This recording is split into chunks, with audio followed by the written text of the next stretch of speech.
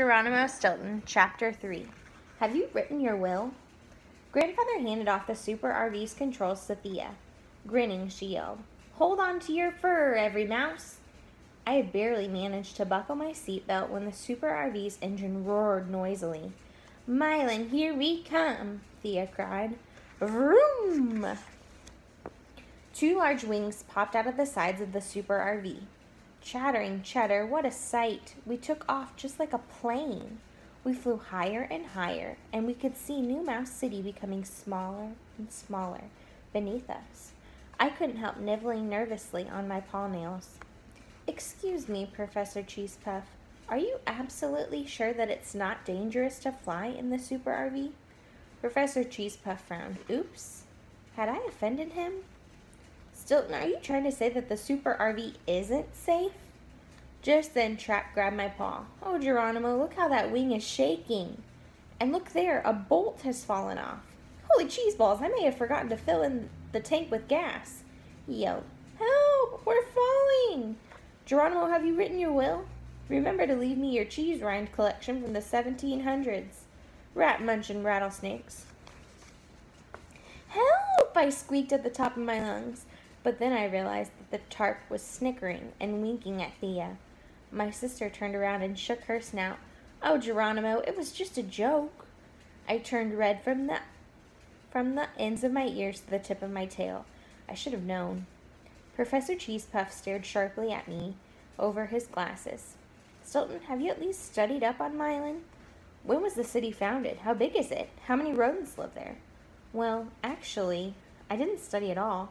I didn't know we were going to Mylon until sunrise." The professor rolled his eyes. "Well, Stilton, you failed your first test of the trip. Get it together, cheese brain." Then he quizzed Benjamin and Bugsy, who answered every question in unison. Professor Cheesepuff nodded, satisfied. "Fabulous, unlike that uncle of yours. I give you both 100%.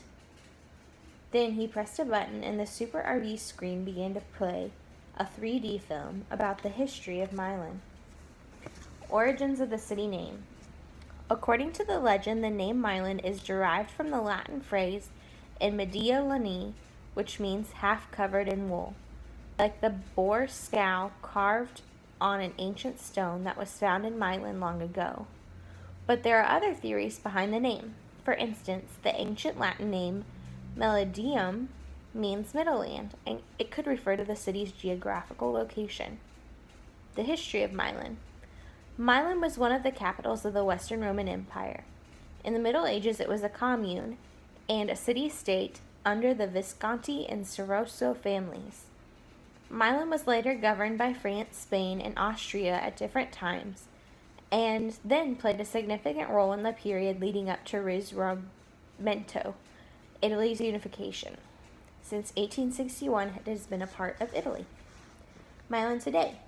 Today you can find almost anything in Mylon. Skyscrapers that tower above the city, ancient palaces with secret courtyards, museums, libraries, beautiful gardens and parks, and really a fabulous pastry shops. Mylonese cuisine.